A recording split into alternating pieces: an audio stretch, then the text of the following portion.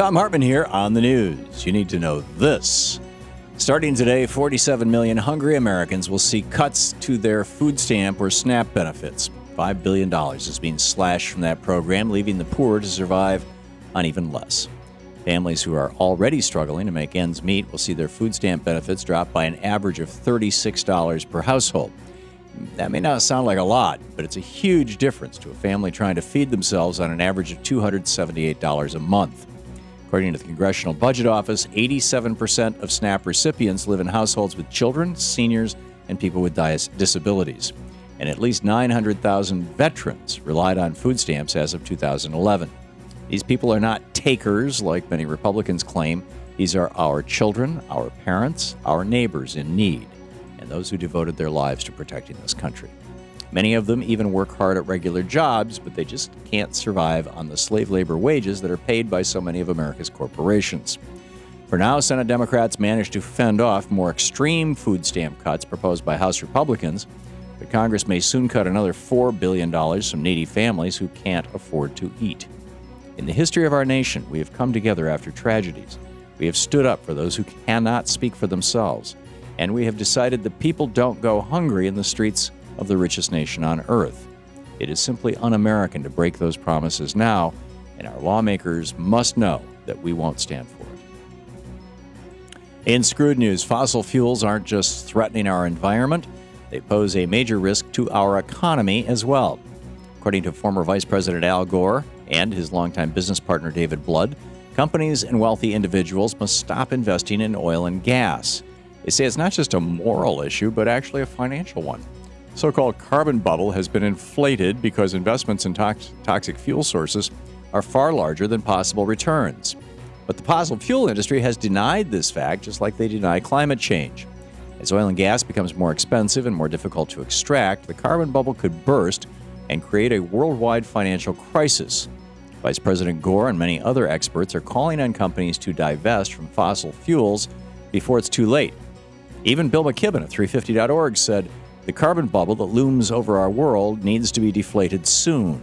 As with our fiscal crisis, failure to do so will cause enormous pain, in fact, almost beyond imagining."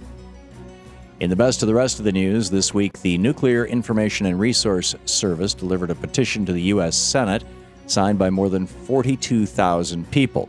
The environmental group collected signatures in opposition to a little-known bill called Senate Bill 1240, which activists have nicknamed the Mobile Chernobyl Bill. The measure was introduced earlier this year, and it calls for the development of so-called consolidated interim storage facilities to house our nation's stockpile of spent nuclear fuel. And it would allow the transportation of this nuclear waste via our national highway system. The idea was first proposed back in the 1990s. But federal studies determined that the high number of ground shipments made a dangerous accident inevitable. It's unclear why 20 years later, with more road traffic, a crumbling infrastructure, and even more nuclear waste, this would suddenly be a good idea. Finding a new place to store nuclear waste doesn't make it any less dangerous to our environment or our communities. No nukes. Syria has completed a major milestone in their work to destroy chemical weapons. That nation has completely dismantled their equipment for producing poison gas. Although there is still a lot of work to be done to destroy the 1,000 tons of chemicals and weapons, Syria met the first critical deadline one day ahead of schedule. The announcement was made by the Organization for the Prohibition of Chemical Weapons, who said their team was satisfied with the progress. The next stage of the process requires Syria to submit a plan for the total destruction of its chemical weapons stockpile, which must be approved by next month.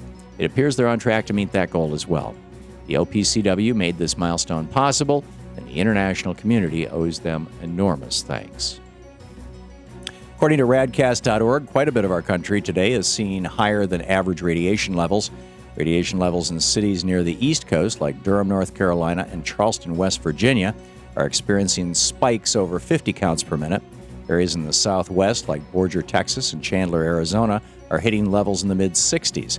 And some central states are seeing even higher levels. Spikes in Spearfish, South Dakota, are hitting 65 counts per minute. Craig, Montana, is reaching 66, and Frederick, Washington, is averaging 60 counts per minute, with spikes at 98. Radcast.org reminds us that the alert level is 100 counts per minute, and they're following levels closely to keep us informed. And finally, Representative Marsha Blackburn is really worried about footwear freedom. At Wednesday's House Committee hearing on Obamacare, the Tennessee Republican claimed that the health care law is taking away people's choices. She said, "What's the next thing going to be? You can't buy that Solo cup? You can't buy an inexpensive house? You can't buy a pair of shoes that cost less than another pair?" Even though her point was ridiculous, she proclaimed that she plans to fight back. She said, "I'm not going to sit here and let them get by with this." Perhaps instead of pointing out the obvious that no one is coming after our shoes or our Solo cups, we should all be relieved that Marsha Blackburn is on the job protecting our right to buy cheap footwear. And that's the way it is. Today, Friday, November 1st, 2013. I'm Thom Hartmann on the news.